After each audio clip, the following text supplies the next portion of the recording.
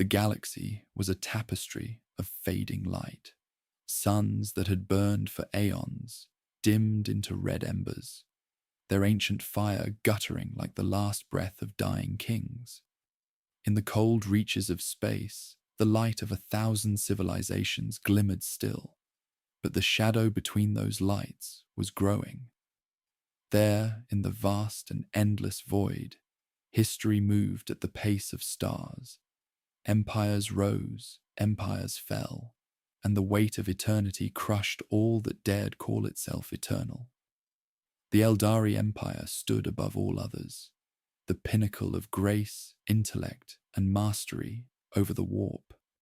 From their crystal spires and cities suspended in the void, they commanded not only fleets and armies, but the very forces of reality. To look upon their worlds was to witness the dreams of gods given shape. Yet beneath the perfection lay rot, subtle at first, hidden beneath art and beauty, but spreading nonetheless. Decadence was no longer a vice. It had become the Empire's heartbeat, and still the stars burned on. We have travelled far, you and I, into a time before the Imperium, before humanity's rise, into an age when the Eldari ruled the galaxy without question.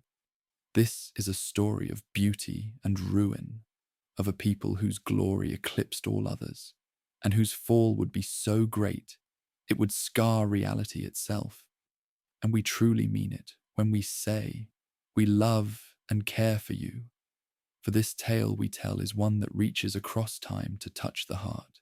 Before we begin the story, tell us, where in the world are you watching from, and what time is it there?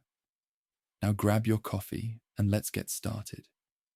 It began with a sound, not one carried by air or voice, but a pressure felt deep within the soul, a whisper, far too soft to be words, and yet its presence was undeniable. Across the Eldari core worlds, in the minds of the most gifted psychers, that whisper stirred. For some, it was nothing more than a passing shiver. For others, it was the first note of a song they could not unhear. Among them was Ilithar, a seer older than the youngest stars. His life had spanned the Empire's golden centuries, and he had walked among the webway paths that even the oldest map-makers considered myth. He had seen the wonders of their civilization, the cities of living crystal, the vast orchards of worlds made for pleasure alone, the harmony of mind and matter in the Empire's great works. And yet, in recent years, joy had fled his heart. In the high tower of his spire, far above the floating city of Virelion, Ilithar sat in silence. His long fingers traced the edges of a rune stone, its glyphs whispering faint light into the air.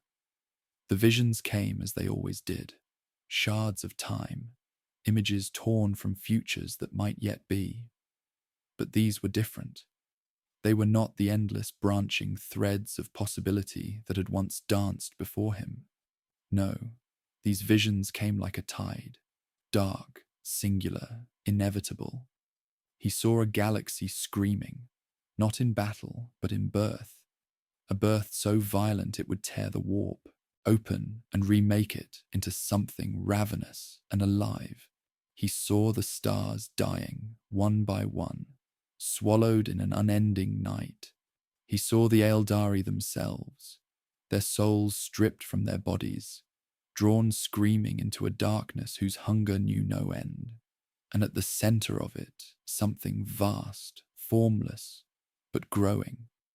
The seer's breath slowed. His kind had always been attuned to the warp, but never had it felt so heavy, so present. The immaterium was not merely reacting to the emotions of mortals. It was shaping them, bending them, guiding them toward something. And in the streets far below his tower, Ilithar saw the signs. The people no longer sought mastery of the self, as the old paths had taught. Instead, they pursued sensation for its own sake, art that sought only to shock, pleasures that edged into cruelty, knowledge twisted to feed appetites rather than wisdom. It was slow, subtle, and for now invisible to most. But he had lived too long not to know the scent of an ending. He turned from the balcony, the silver-blue light of the city washing over him. His thoughts turned to the Seer Council, to the possibility of warning them. But he knew their hearts. They were too proud, too certain of their own mastery. To speak of such visions would mark him as fearful, even weak. And yet, to remain silent was to watch the knife descend without lifting a hand. That night, as twin moons cast pale light over Verelian's endless bridges and towers, Ilithar dreamed. In his dream, he walked the void between stars. Each star was a heartbeat, and with every step, one winked out. Soon, he stood in utter darkness, and in that darkness, he felt eyes so vast that galaxies could be reflected in them, turned toward him. A voice, sweet and terrible, spoke not in words, but in hunger. When he awoke, his runestones lay shattered on the floor. The whisper was no longer far away. It was here, in the marrow of his soul. The dying light of the stars had begun. For many, it came only in dreams, an echo drifting through silken darkness, a note lingering in the quiet between heartbeats. For others, it was constant, a faint hum beneath every thought. Most dismissed it as nothing, for the Eldari were accustomed to the warp's subtleties. They believed themselves immune to its currents, as one might believe the ocean could never drown the swimmer who knows its tides. But Ilithar knew better. On Verelian, the city's surface shimmered with life. The markets overflowed with wares from 1,000 worlds. The scent of crystalline orchids mingling with the spice of distant nebula harvests. Music filled the air, not the disciplined harmonies of old, but newer, stranger compositions. Notes clashed, deliberately unresolved, designed not to soothe the soul, but to pull at it. Even the art had changed. Where once there had been balance and beauty, now there was distortion, forms bent into shapes that unsettled the mind, colors that bled into one another like wounds. Ilithar walked through the grand atrium of the celestial concourse, his robes trailing over the mirrored floor. He moved like a shadow among brightness, unnoticed by those around him. Conversations spilled from every side, arguments over new philosophies, plans for elaborate celebrations, whispered invitations to gatherings behind closed doors. He felt the psychic thrum under it all, the pulse of desire growing stronger by the day. At the far end of the concourse, a familiar voice called his name. Ilithar!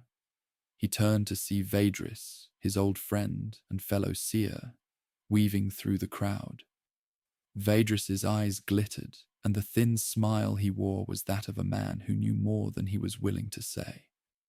It has been far too long, Vaedris said, clasping Ilithar's hands. You vanish into your tower for months, and the city changes without you. You should come to the gatherings more often.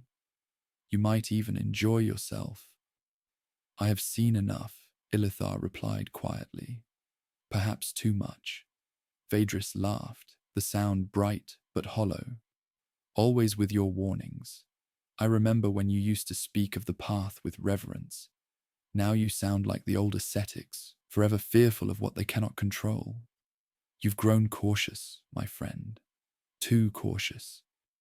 It is not caution that drives me, Ilithar said, his gaze steady.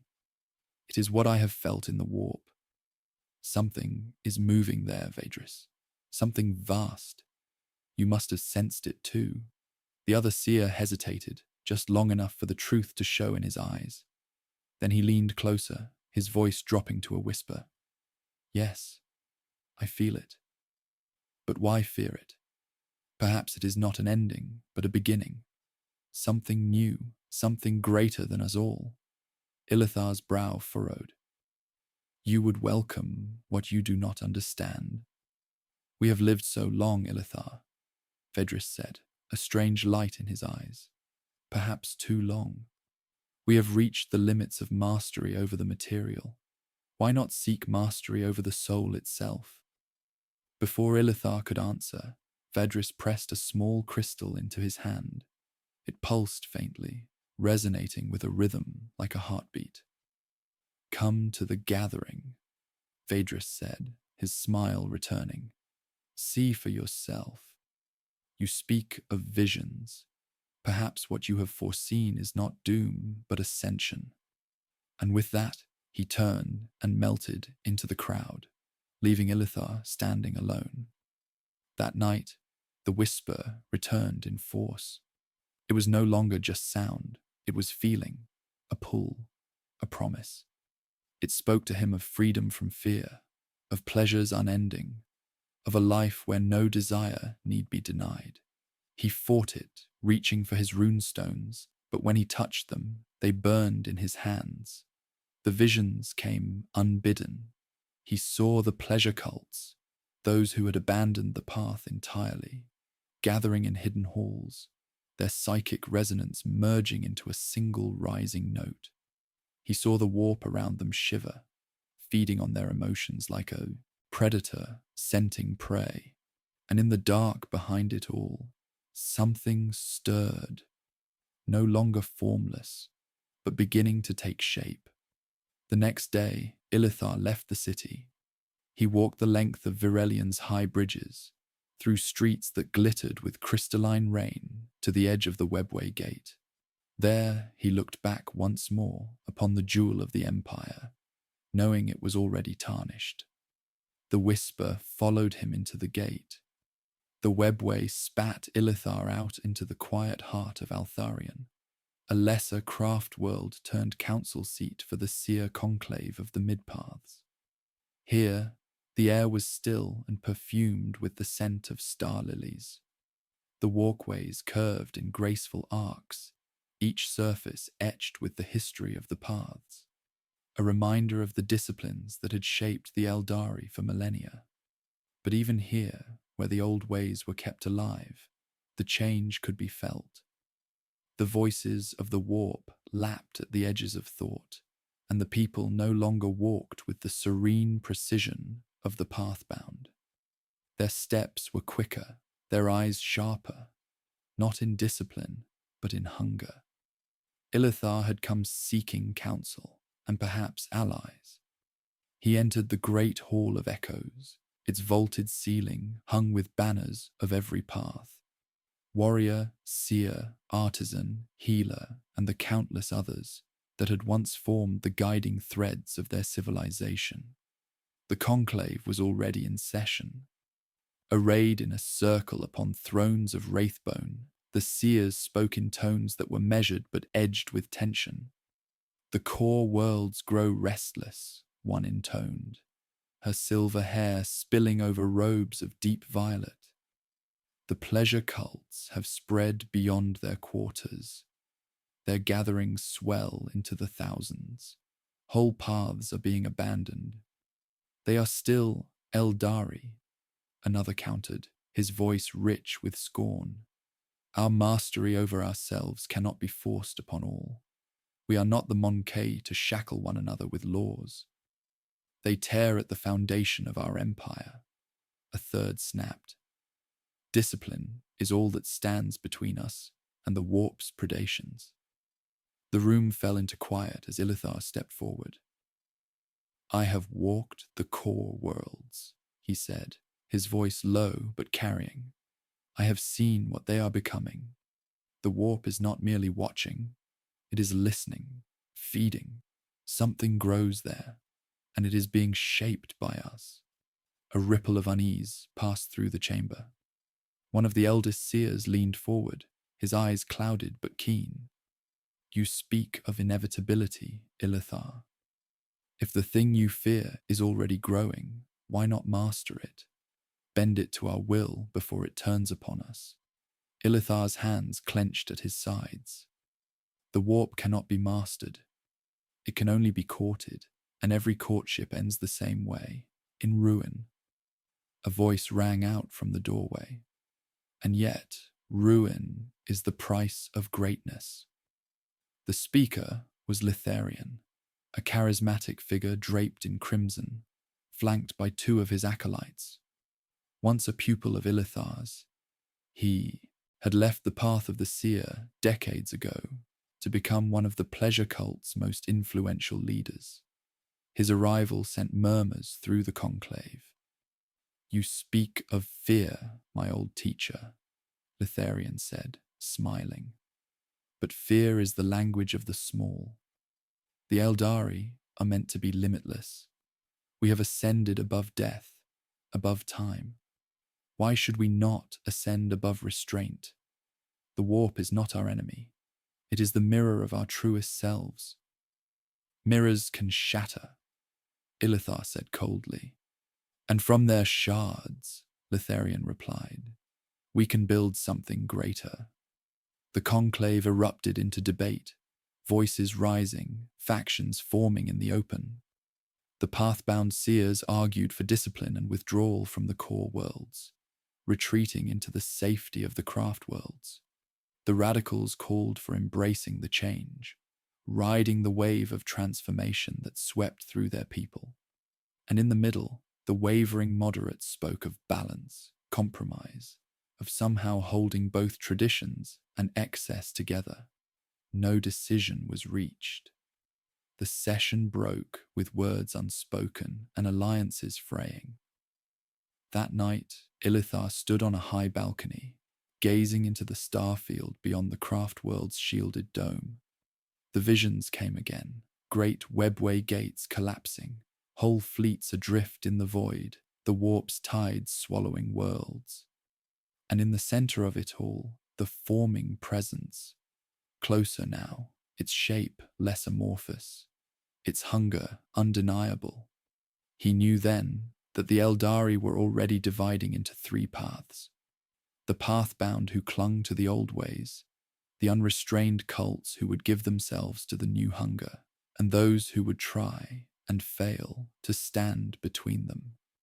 And in that fracture, the fate of their people was sealed. The warp was a wound in reality, a roiling sea of madness and hungering gods. To most, it was a danger to be navigated with care, a treacherous path between the stars. But to the Emperor, it was something far worse, a truth that could never be unlearned. In the great hall of Terra, where pillars rose higher than mortal eyes could follow, the air was tense. The throne world still gleamed in those days, the spires of the imperial palace catching the sun, banners of gold and white rippling in the high winds. Yet here, within the heart of power, shadows were already gathering. The Emperor stood upon the dais, his golden armor catching the light, but there was no warmth in his gaze. Before him knelt Malkador the Sigillite, his head bowed in deference, though his voice carried the weight of a confidant who had stood beside the master of mankind for uncounted years. "My lord," Malkador began, "it is not merely the whispers of the warp that trouble me. It is the suns you have created. They grow restless. Some speak openly of their doubts." The Emperor's expression did not change, but his hands tightened upon the haft of the great staff he carried.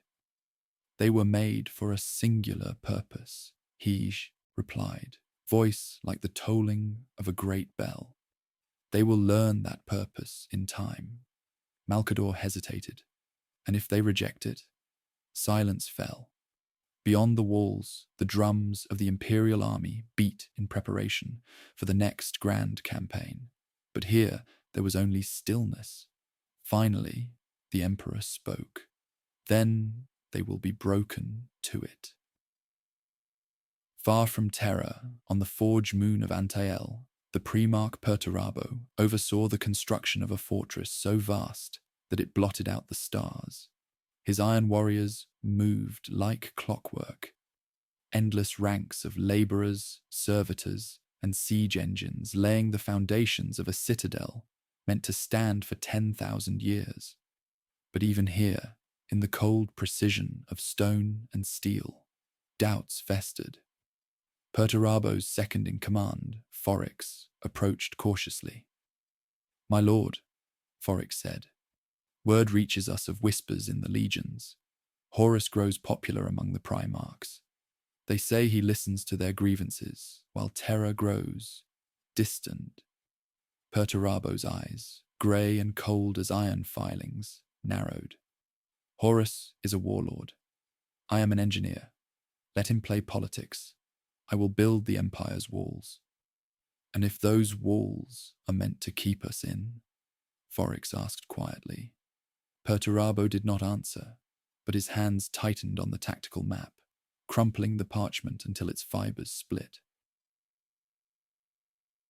On the far edge of the galaxy, Horus Lupercal himself stood upon the bridge of the vengeful spirit, watching a conquered world burn.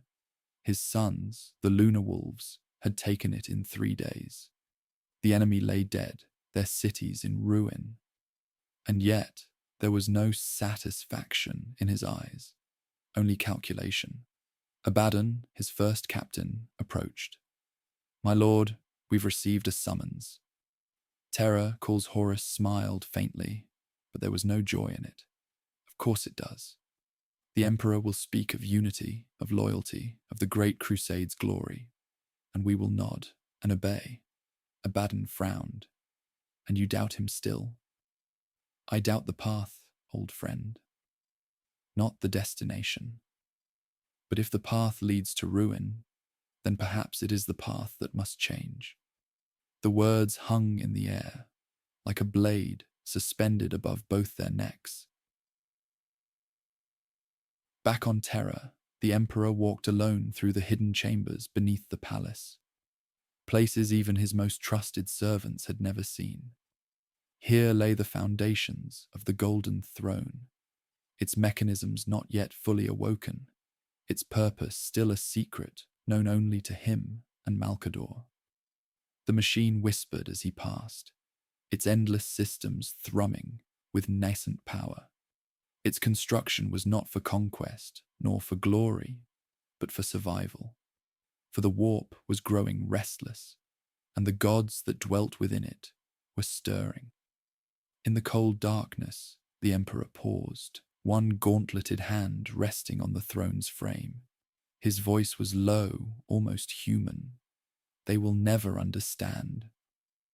The banners of the Imperium, once symbols of defiance against the void, now hung in tatters over the walls of the inner palace.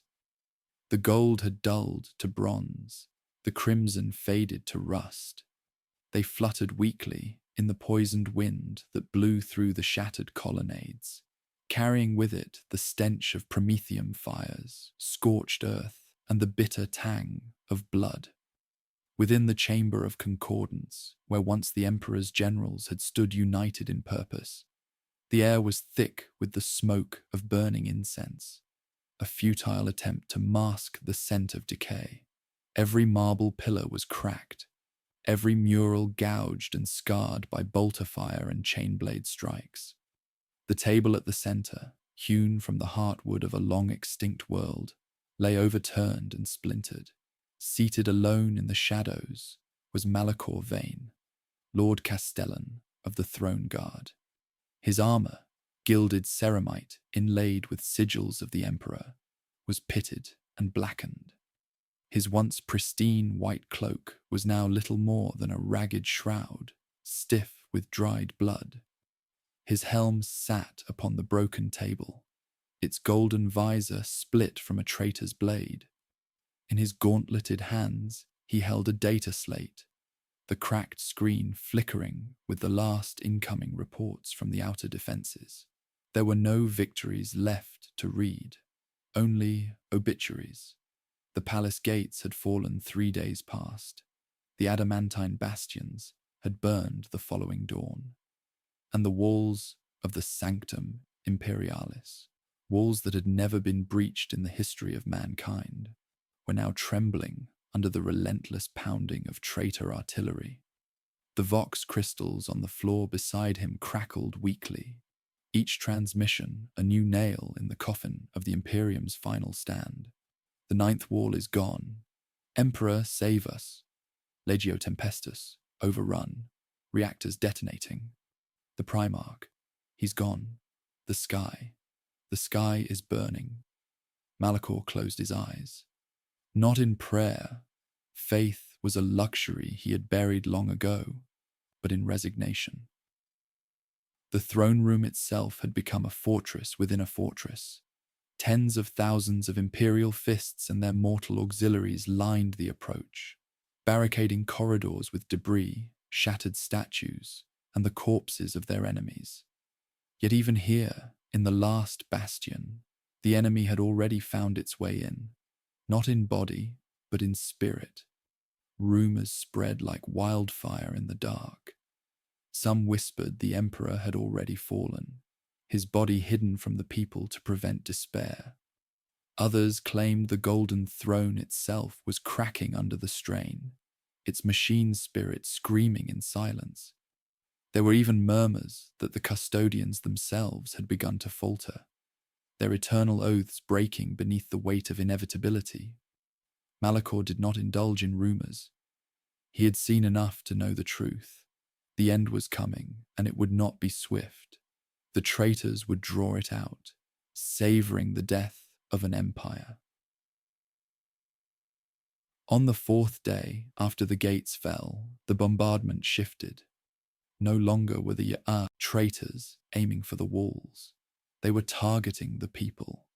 Refugees huddled in cathedrals were vaporized in firestorms. Medici stations were reduced to rubble, leaving the wounded to die screaming in the streets. Every strike was calculated not to win territory, but to break morale.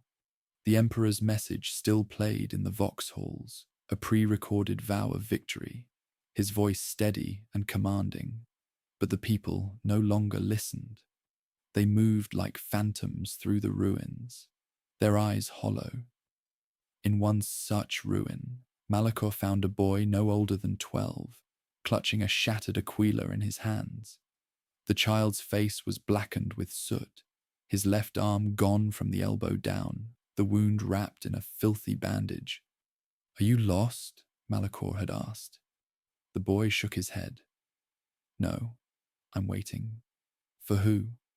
The boy's eyes, wide and fever-bright, stared toward the distant spires of the inner palace. "For the emperor. He's coming. My father said he'd come." Malachor had no words for him.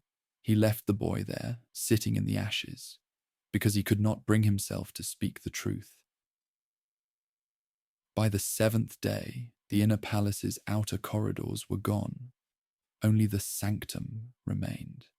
The traitors poured into the breach like a black tide, chaos marines in corrupted plate, demons shrieking in tongues that burned the air, mortal soldiers driven mad by the whispers of the warp. Malachor fought until his arms grew numb, until his vision blurred and the weight of his armor felt like stone. Around him, his brothers fell one by one, their bodies torn apart by chain blades or crushed under the talons of winged abominations. In the final hour, the order came, not to hold, but to retreat. The last survivors of the throne guard fell back to the emperor's presence, sealing the gates behind them. Outside, the pounding of the enemy continued. Inside, the air was still, almost reverent. And there, upon the golden throne, the emperor waited. Malachor's legs trembled as he knelt before him, not out of weakness, but from the weight of the moment. For the first time, he felt the cold certainty that they would not leave this place alive. The emperor's gaze passed over him, unreadable, ancient, and vast. His voice was quiet, yet it filled the chamber like the tolling of a great bell. "It is almost time," he said. And so, Malachor rose, gripping his sword one last time. The banners above the throne stirred in a wind that smelled of fire and blood. Beyond the sealed gates, the sound of war grew louder. The final stand of Terra had begun. In the heart of the imperial palace, where the marble floors had been worn smooth by millennia of footsteps, the air was heavy with incense and the whispers of power. This was the hall of the Eternity Gate, the threshold between the Emperor's most sacred inner sanctum and the outer world.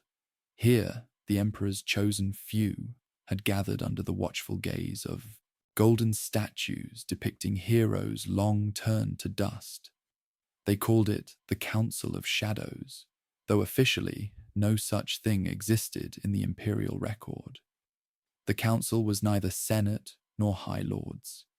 It was a circle of individuals whose authority was given directly by the emperor himself, bound not by titles, but by oaths and necessity. They existed for moments such as these, moments when the galaxy trembled on the brink of something irreversible. A long obsidian table, carved from a single slab of stone, dragged from the heart of Terra's mountains, dominated the chamber. Around it sat those who had survived enough wars and intrigues to know that victory was not always a thing of banners and cheers. Often it was a quieter, grimmer survival. At the table's head sat Malcador, the sigillite, the Emperor's regent and oldest confidant. His hood shadowed most of his face, but his voice carried with a calm authority that cut through the murmur of voices. "We meet now because the walls are closing in," Malcador began, fingers steepled. "Our enemies are no longer content to strike from the dark. They move openly, boldly, and within our own legions, the seeds of dissent have already taken root." His words hung heavy in the air. Across from him, Rogel Dawn, the Praetorian of Terra, leaned forward. His golden armor gleamed like a shield against despair. "Then we must cut the rot from the tree before it spreads," Dawn said, his voice clipped. "If the legions are fracturing, we need to identify the traitors and remove them, quietly, if possible. Public trials will only feed doubt." In the shadows near the far wall, Constantin Valdor, Captain General of the Adeptus Custodes, said nothing. His stillness was a statement in itself. The Custodes were not soldiers of policy, but of absolute loyalty to the Emperor's will. If Valdor was here, it was because the Emperor had already foreseen the storm. Malcador's gaze swept the table, lingering briefly on each of them. "It is not so simple, Rogel. Some of the seeds are planted in soil too deep for us to reach, without tearing the roots of the Imperium itself. We must act with precision, and in secrecy." A quiet voice from the lower end of the table spoke next. Fabricator General Kelbor Hal of Mars, a being more machine than man, leaned forward with the clatter of servo arms. "The Mechanicum will not remain untouched. There are factions within Mars that grow restless, whispering of independence. They speak of ancient technologies the Emperor forbids us to use. They may soon act, with or without the sanction of the Omnissiah." Rogel Dawn's eyes narrowed. "Then we must prepare for the possibility that Mars itself may one day turn against us." Malcador nodded gravely. "It is already a possibility I have considered." From the opposite side, Chapter Master Vashir of the Imperial Fist's Phalanx Fleet broke the tension with a blunt question. "And what of the Primarchs? They are the Emperor's generals, and yet they are men. Men can falter." Malcador hesitated, an unusual thing for the sigillite, before answering. "Some already have." The silence that followed was like a deep well, swallowing every word before it could be spoken. Even Valdor shifted slightly, the faintest sign that the custodian was not indifferent to the weight of the admission. Then, with deliberate care, Malcador placed a sealed data slate upon the table. These are names the Emperor has marked for observation. No action is to be taken, yet. But when the order comes, you must move without hesitation. One by one, the council members took turns reading the list. Though none spoke, their expressions betrayed the gravity of what they saw. Brothers, heroes, legends, and yet, here they were, marked as potential threats. Malcador's voice lowered. The Emperor is not blind to betrayal, but he will not strike until the moment is right. Until then, you will guard Terra as if it were already under siege. Dawn nodded once, the gesture as solemn as a vow. Then we will prepare the walls, not just of stone, but of will. Valdor finally spoke, his voice deep and resonant. The custodes stand ready. The golden throne will not fall. But even as the words were spoken, every man in that chamber knew the truth. The siege had already begun, not with ships and armies, but with whispers and doubt. Far above, the Emperor remained in his inner sanctum, silent and unseen. Whether he listened to the council's words, none could say. But his shadow stretched long across the galaxy, and in that shadow, the game was already in motion. The grand chamber of the imperial palace had not heard such voices in centuries. Whispers edged with desperation, arguments sharp as drawn blades. The air was thick with incense and the scent of fear, though the lords present would never name it so. The high lords of Terra stood around the obsidian table, each draped in the colours and symbols of their office.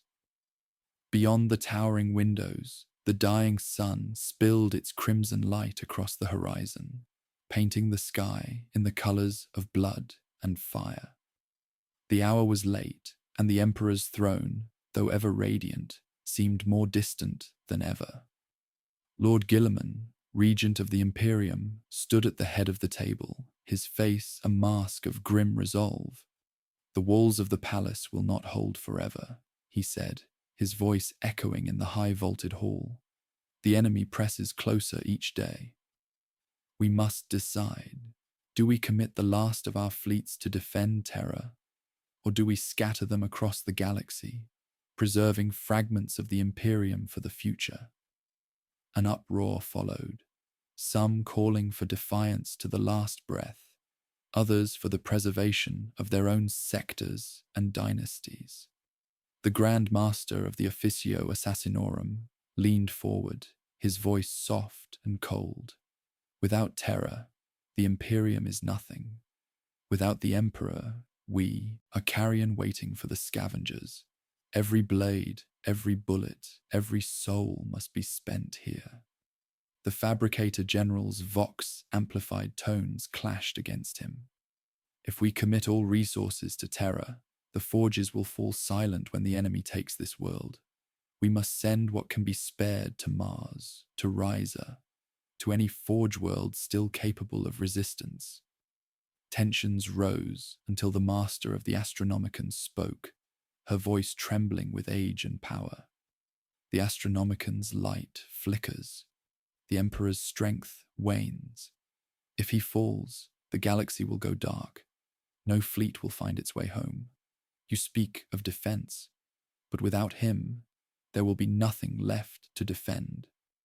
Guilliman's jaw tightened. He had known these truths, but hearing them spoken aloud was like a blade to the heart. "Then we have our answer," he said at last. "Every ship, every warrior, every relic of war brought to Terra. We will hold until the last breath is drawn." For a long moment, silence fell. Even those who disagreed could not deny the finality in his words. But in the shadows of the chamber, a figure watched, silent, hooded, their presence unnoticed by all. Their message, once delivered to their master, would set in motion the final betrayal. The council dispersed, their robes trailing like funeral shrouds. Outside, the sky deepened into night, and the first tremors of the coming storm shook the palace walls.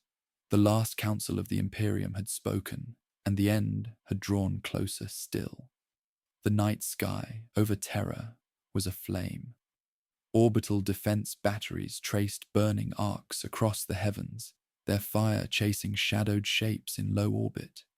Enemy craft slipping past the blockade like vipers through tall grass.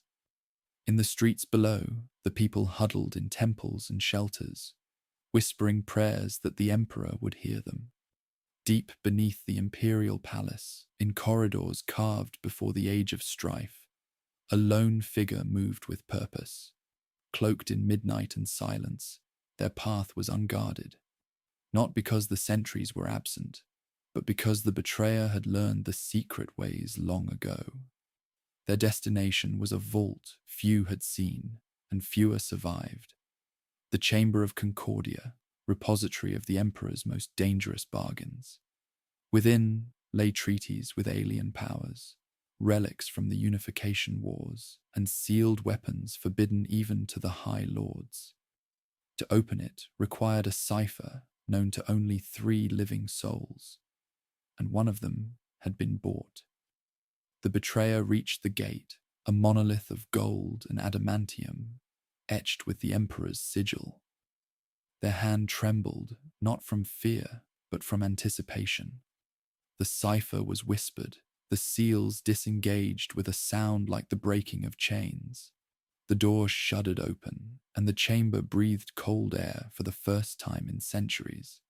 Inside, stasis fields flickered over relics that could shift the fate of worlds. But the betrayer sought only one. A small obsidian urn, bound with silver runes, the Urn of Ashes.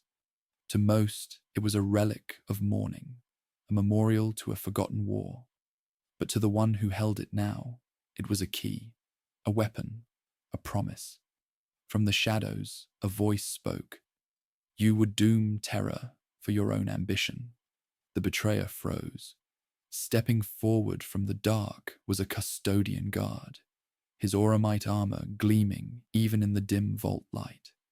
His guardian spear was lowered, yet his tone carried more sorrow than anger. I knew it would be you. No answer came, only the whisper of a blade drawn. The duel was swift, brutal, and silent. In the end, the custodian fell, crimson pooling at the feet of the Emperor's betrayer.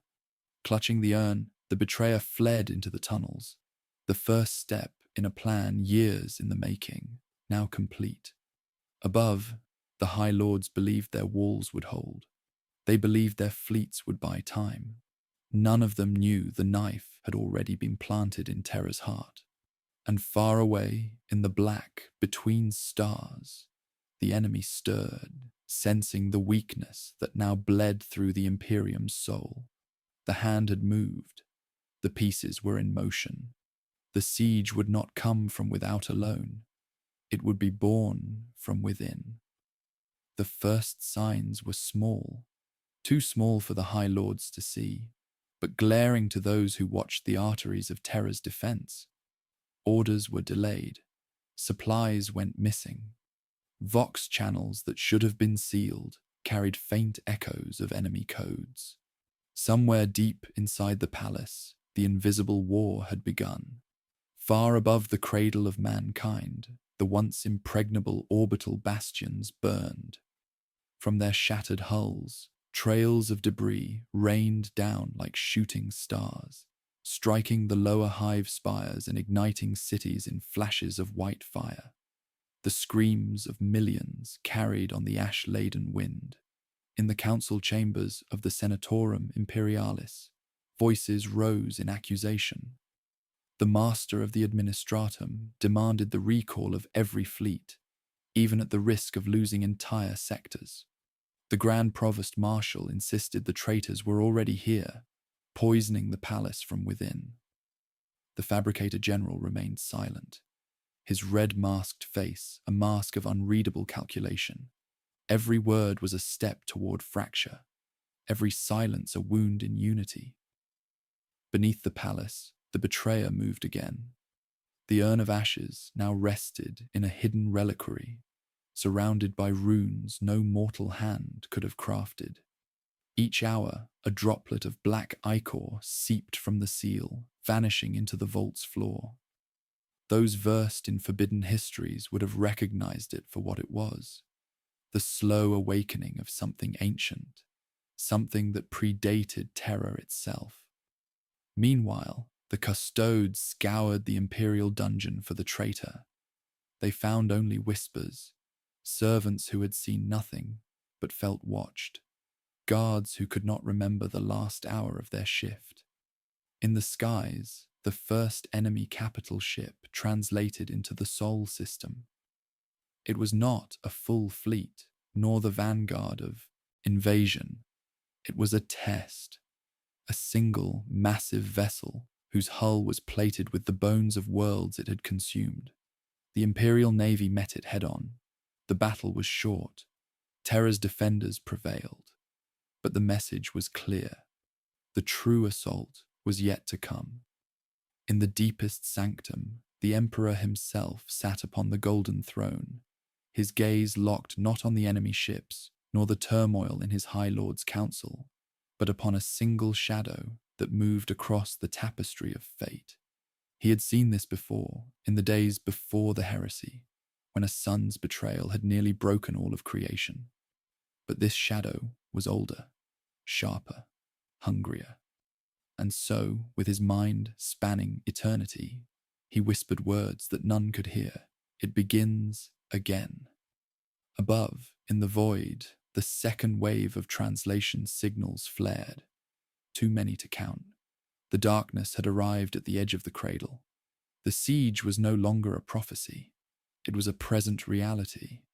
Where once the void was studded with proud bastions and fortress stations, now there was only wreckage drifting in the cold, each fragment a tomb for thousands.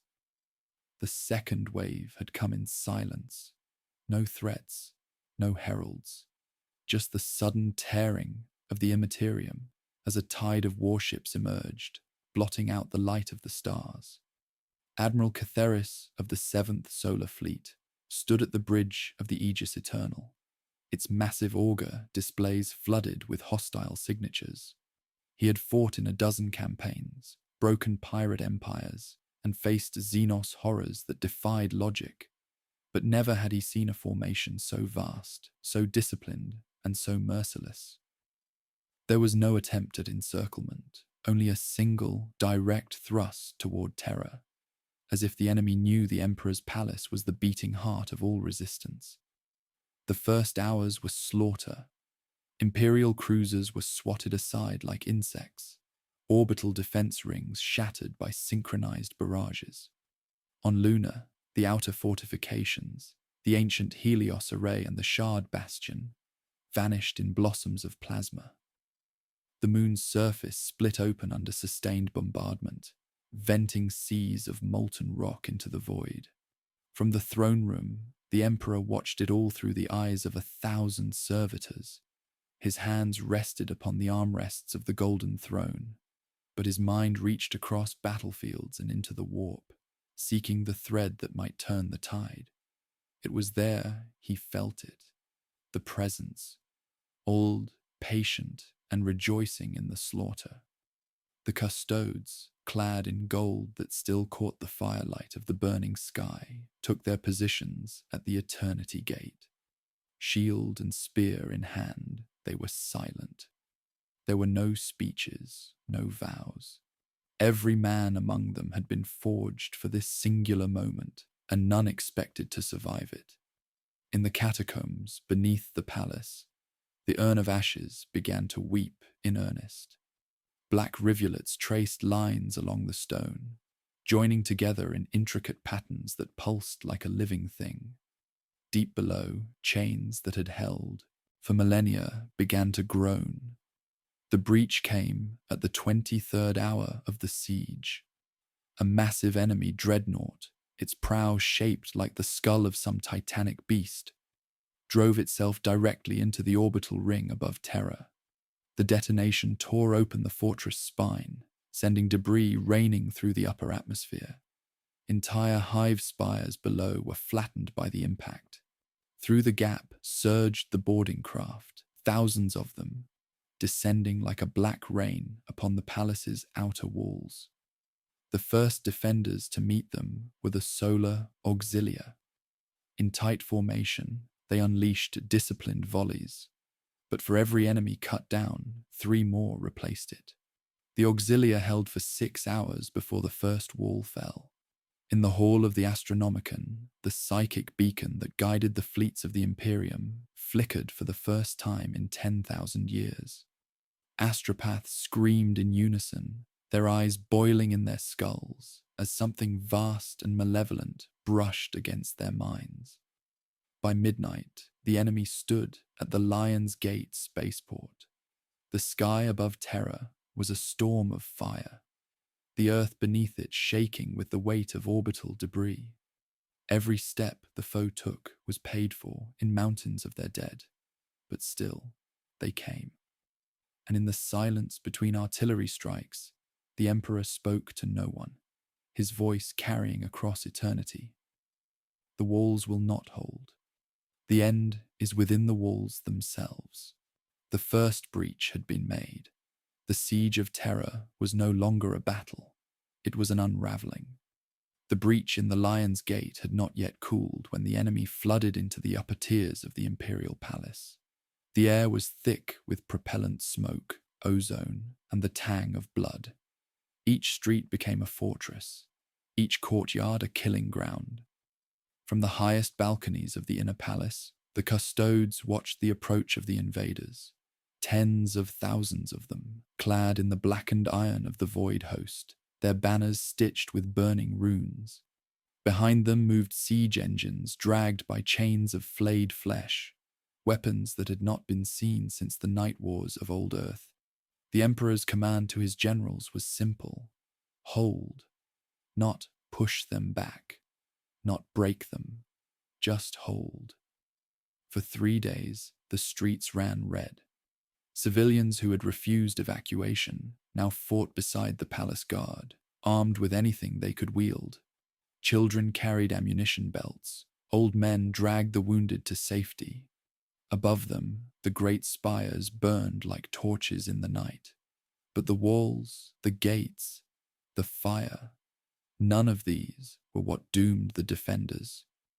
It began with the silence of the ward choir. Deep beneath the Sanctum Imperialis, 100 psychers maintained the psychic wards that shielded Terra from warp incursion. One by one, their voices in the chorus dimmed until only an echo remained. Lord Malchius Veren, master of the choir, walked alone into the chamber where the wards pulsed faintly like dying embers. His robes were unmarked by battle. His eyes shone with unnatural light. At his feet lay the corpses of the choir adepts, their skulls split open as if by invisible blades. He knelt before the central seal, a massive obsidian disc set into the floor, its surface carved with 10,000 names of the Emperor's victories, and pressed his palm against it. Blood welled from his hand, dripping into the grooves of the seal. Slowly, impossibly, the runes began to reverse, unbinding their own power. Above, the battle shifted. The enemy no longer fought merely to overwhelm. They pressed toward the catacombs with a terrible urgency.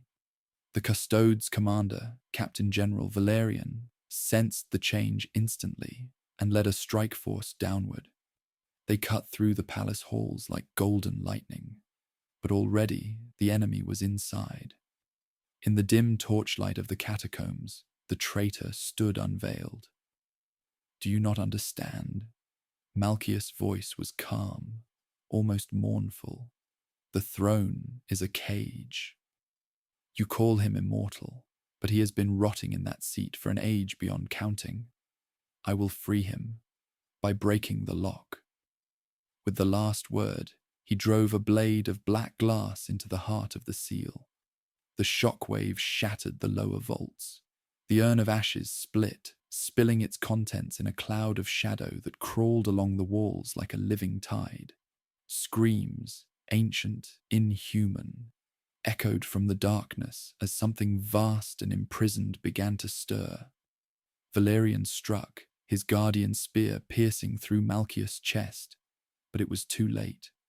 The seal was broken, the wards were gone, and the warp came screaming in. The sky over Terra tore open in a spiral of raw unreality. Demons poured forth, their forms flickering between nightmare and flame. Where they landed, reality itself warped. Stone wept blood, air became solid, time stuttered like a dying breath. For the first time since the heresy, Terra was open to the full fury of the immaterium. In the throne room, the Emperor's eyes closed, and his voice was but a whisper, meant only for himself. It begins again. The moment the seal beneath the imperial palace shattered, the war above transformed into something far worse. The streets that moments before had echoed with the clash of steel now howled with the cries of creatures that had no place in mortal reality.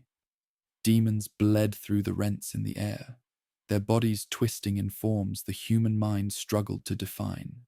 Limbs too many, mouths in places no mouth should be, eyes that reflected not light but the memory of screams. They came for all. The void host, triumphant only moments before, found themselves torn apart by things far beyond their reckoning. Armor forged in the heart of dying stars split like wet parchment beneath demonic claws. Siege engines that had endured months of bombardment dissolved into dust at a single touch from a passing warp beast. For the defenders of Terra, the horror was no less complete. Guardsmen broke ranks at the sight of the first greater demon, its vast wings spreading shadow across 3 whole streets. Even the custodes, paragons of discipline, found themselves fighting battles on 2 fronts, holding against mortal foes while desperately fending off the endless tide of immaterium-born monstrosities. The Howling Gate, once a minor service archway on the northern wall of the inner palace, became the focal point of the catastrophe. From its mouth surged a river of warp energy, a wound in space that vomited forth legions of demons without pause. Every scream, every drop of blood spilled nearby seemed to feed it, making the breach larger with each passing heartbeat. Atop the northern battlements, Shield Captain Andros Thane of the Custodes bellowed orders to his men. Form the gold wall, nothing passes the line. It was a futile command, and he knew it. For every demon cut down, 3 more pushed forward. Bolters thundered until barrels glowed white-hot. Guardian spears slashed in blurs of auramite light. Librarians, their eyes streaming blood, hurled psychic fire into the tide. But still, the Howling Gate poured forth its children. Then, from deep within the warp breach, something stirred. A colossal silhouette, horned and crowned in flame. The air itself recoiled as it stepped through, dragging behind it a chain the size of a city street. At its end was bound a creature of radiant white, a demon of order, impossibly beautiful, weeping silent tears. The symbolism was not lost on those who beheld it. The warp had brought both ruin and false salvation. The crowned one's voice rolled like thunder across the battlefield. This world burns, and I shall be its pyre. At that moment, the Emperor's psychic presence flared, not as a beacon of hope, but as a weapon. Every soul on the field felt his gaze, sharp as a blade, cold as the void. Thousands of lesser demons disintegrated in an instant. Even the crowned one faltered, its molten eyes narrowing. In the strategium, Rogel Dawn's fists tightened over the hololithic map. We cannot fight both. Not like this. His voice was level, but the words were poison to his pride. We must redirect the enemy into the warp incursion. Let them be devoured. It was the unthinkable, abandoning sections of the palace to both traitor and demon, sacrificing countless loyal lives to buy breathing space. but the alternative was worse: total annihilation before nightfall. Valerian, blood still on his armor from the killing of Malchius, gave the order without hesitation. Signal the retreat on the northern wall, collapse the secondary gates, seal the sanctums. The plan worked, if such butchery could be called success. The Void Host, sensing opportunity, surged toward the demonic lines, hoping to carve a path to the throne. Instead, they found themselves swallowed whole by the warp tide. Screams of traitors and demons alike merged into one ceaseless wail. By night's end, the howling gate still stood open, but the northern assault was shattered. The palace yet lived, but so too did the wound in reality. And in the black skies above Terra, new constellations formed, shapes of eyes, hands, and teeth, watching, waiting, hungering. In his throne, the Emperor's light flickered. We have bought time. Nothing more. It was not the grand outer rampart of the imperial palace that the histories would later immortalize, but one of the many auxiliary curtain walls that had been raised during the earliest days of the siege. To the defenders, it was more than stone and ceramite. It was a promise that Terra could still hold. When it cracked beneath the enemy's endless bombardment, that promise died. The air was a furnace. Siege guns howled, hurling shells the size of drop pods into the palace's bastions. Entire squads vanished in flashes of blinding light. Their bodies turned to ash before their screams could escape.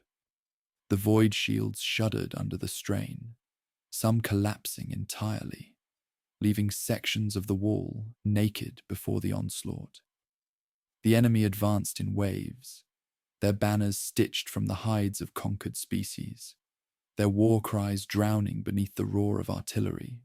Among them strode engines of war whose silhouettes blotted out the light, biomechanical horrors, demon-bound titans, and constructs older than the Imperium itself.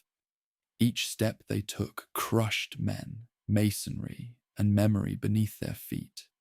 From the highest parapets, the Adeptus Custodes fought like golden reapers, each sweep of their guardian spears reaping a harvest of intruders. The imperial fists manned the walls with grim discipline, their bolters spitting death in controlled, unending bursts. Yet even their skill and will could not halt the inevitable. The enemy climbed, tunneled, and burrowed through the wreckage, forcing melee combat atop the crumbling battlements. In the Hall of Concordance, the High Lords argued not over strategy, but over which districts could be sacrificed to buy a few more hours. Maps were stained with the wine they spilled in anger, their voices echoing like the arguments of ghosts. Some demanded a counter-offensive, others whispered of evacuation. None dared speak the truth, that Terra might not survive the night. Beneath the palace, the betrayer's work neared completion. The urn of ashes pulsed like a heart now, bleeding shadow into the stones. In the dark, an ancient name was whispered, one not recorded in any human tongue. The vault's air grew colder, its walls slick with frost, though no ice could be seen. When the second wall fell, the defenders did not retreat. They fought on the rubble, turning every shattered stone into a barricade. Blood ran down the slopes like rainwater, steaming as it met the heat of the guns. The Emperor's psychic presence touched the battlefield then, not as a word nor a vision, but as a tide of will. For a heartbeat, the defenders felt invincible. For a heartbeat, they believed. And then the sky itself split. A rift yawned open above Terra, spilling forth shapes that defied reason, some vast as mountains, others small enough to pass unnoticed until their blades were at your throat. They poured into the breach with impossible speed, crashing against the palace's final lines like a living storm. The breaking of the walls had begun in earnest. The siege was no longer about holding ground. It was about surviving each passing minute. The enemy's laughter rolled across the burning plains, and in the heart of the palace, the emperor rose from his throne. The inner gates of the imperial palace were never meant to fall. Forged in the dawn of the Imperium, wrought from adamantium, laced with psychic wards older than the stars, they had withstood the wrath of Xenos gods and the siegecraft of 1,000 campaigns. But on this night, they trembled, not from the weight of arms alone, but from the will that drove those arms. The betrayer's hand guided the assault. His voice, carried on winds of warp taint, echoed through the breach lines, a litany of ruin that promised eternal dominion to those who fought and eternal damnation to those who faltered. His champions bore siege rams inscribed with blasphemous runes, each strike of which sent ripples of unreality through the gate's frame. Within, the defenders formed their last shield wall. The Adeptus Custodes stood at the center, their auramite armor blackened with soot and blood, their eyes fixed not on the enemy, but on the figure who descended the steps of the throne room. The emperor walked without haste. His armor was gold, yet dimmed, as though the light of the stars themselves had bowed before the shadow on Terra. His gaze was a blade, and every man who met it straightened his spine. The weight of millennia clung to him, but his steps were sure. Beside him came Malcador, the sigillite, pale and worn, leaning heavily on his staff. In the sigillite's other hand burned a fragment of the Astronomican's flame, contained within a crystal reliquary. Its light pushed back the chill that had begun to seep into the palace halls. The final impact came like the tolling of a god's funeral bell. The gate split, not cleanly, but like bone under a dull axe. Through the jagged wound surged the enemy. They came as a tide of nightmares. Demons with eyes like molten gold, heretic marines clad in armor daubed with fresh gore, mortal cultists driven mad by the promise of oblivion.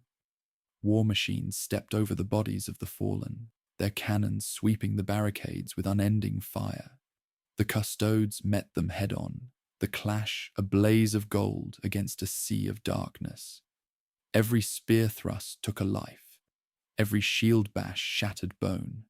Yet the enemy was numberless, and for every foe slain, 2 more took their place. The emperor entered the fray without a word. Where his blade fell, reality tore. Demons unmade screamed as their essence was burned from the warp. Traitor Astartes faltered as their oaths crumbled in their hearts. The memory of a brighter time searing through their madness. His presence was not merely that of a warrior. It was the full weight of mankind's destiny brought to bear.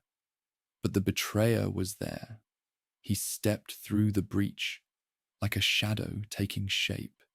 His armor forged from the bones of lost empires. His weapon, a black halberd that seemed to drink the light around it. Where the emperor's strikes rang with truth, the betrayers answered with mockery. Their first clash split the flagstones, hurling warriors of both sides to the ground. Malcador raised the reliquary high, chanting words that could unmake stars. The Astronomican's flame flared, momentarily driving the warp spawn back. But the effort drained him, his body shuddering under the strain. Blood ran from his nose, his mouth, his eyes, yet he did not stop. The duel between emperor and betrayer raged through the gate's ruin. Each blow was an epoch, each parry, a decision upon which the fate of Terra balanced. Around them, men died in droves, their blood mingling in the dust until it was impossible to tell loyalist from traitor. When the hour closed, the enemy held the courtyard. The walls of the inner sanctum were cracked, the banners of the Imperium torn and burning. Yet the emperor still stood, his sword dripping with the essence of those who would see humanity broken. The throne had descended into war, and there would be no turning back. The dawn that broke over the shattered spires of Terra was a pale, sickly thing, its light struggling to pierce the choking ash that veiled the sky.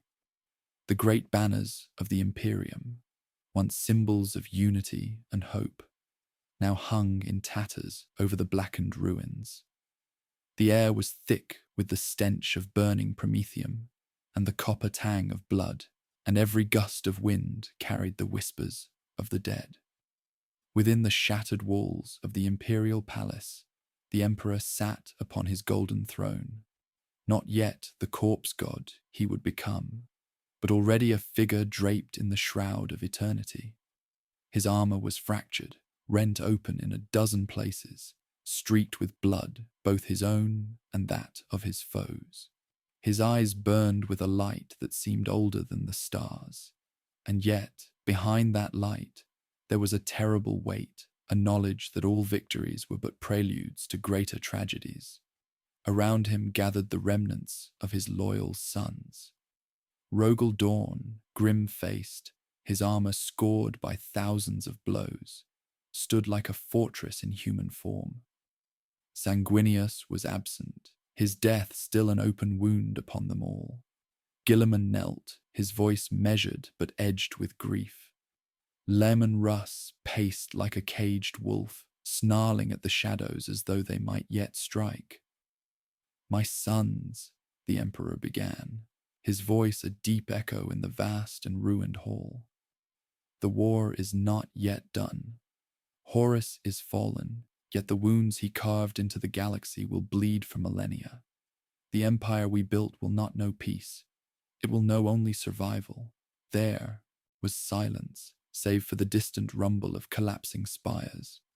"You will rebuild," he continued. "You will shield humanity from the terrors that lurk beyond the void.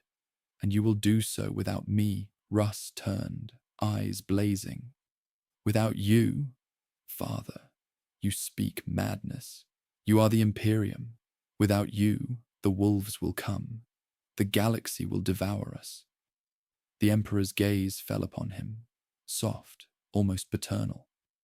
"The wolves have already come, my son.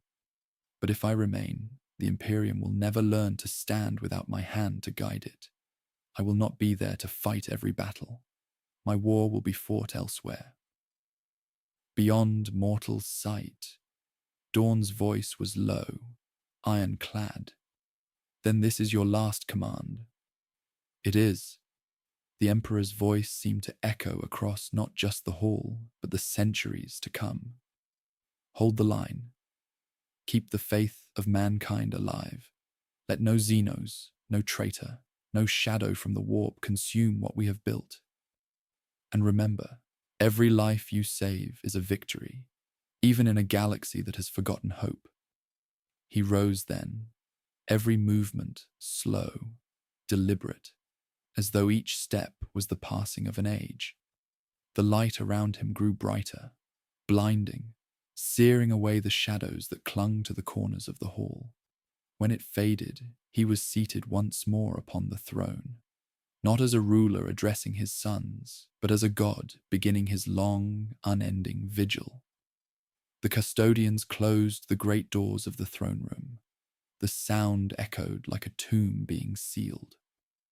Outside, the loyal Primarch stood in the dust of the ruined palace, the weight of his words heavy upon them.